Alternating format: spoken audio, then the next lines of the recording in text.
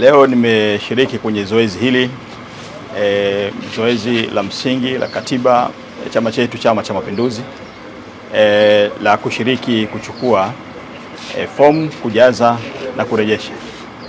Zoezi hili ni sehemu ya kazi ambazo zimefanyika, ikiwa ni msingi kuelekea kwenye uchaguzi mkuu wa mwaka 2025 ambao nitashiriki.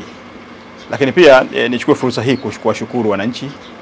Tumekuwa pamoja katika kipindi cha miaka 10 ambapo tumefanya kazi kubwa ya mapinduzi ya fikra kwa kufanya kazi kwa niaba ya wananchi, na tunaamini bado tuna kazi kubwa ya kufanya mbele yetu ili kusudi kuendelea kuleta mabadiliko na maendeleo kwa wananchi wetu wa Rufiji.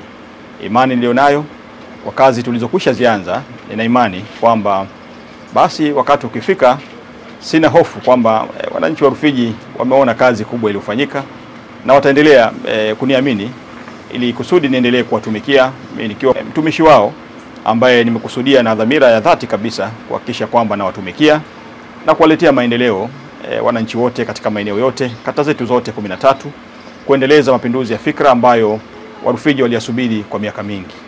Kazi bado tunayo na imani nilionayo tutaweza kuleta mapinduzi ambayo pengine tuliyabakiza kwa sababu ya taratibu ambazo zimetufanya tuendelee kufanya kazi kuwatumikia wananchi wetu. Nichukue fursa hii kumshukuru kila mmoja. Niwashukuru Warufiji kwa kuniamini kwa kipindi chote cha miaka 10, lakini washukuru wale ambao michango yao leo hii nimefanikisha kupata fomu. Kila mmoja ameweza kuchangia, watu mbalimbali wamechangia. Lakini pia nimshukuru mzazi wangu. Miaka ya nyuma tuliongozana pamoja na mzee Alhaji Omar Mchengerwa pamoja na mama, lakini leo nimekuja na mama pekee kwa sababu mzee Mwenyezi Mungu amempenda zaidi akatangulia. Lakini mama niko naye, amesema hawezi kubaki nyumbani, naye amekuja kushiriki nami katika kuchukua fomu hii. Basi na mimi nimshukuru sana kwa sababu baraka hizi ni baraka za wazazi.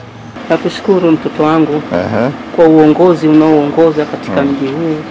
Na Mwenyezi Mungu atazidi kukupa nguvu. Amen, amen. Atakupa afya njema. Amen. Na utafanya kazi vizuri kupita iliyopita.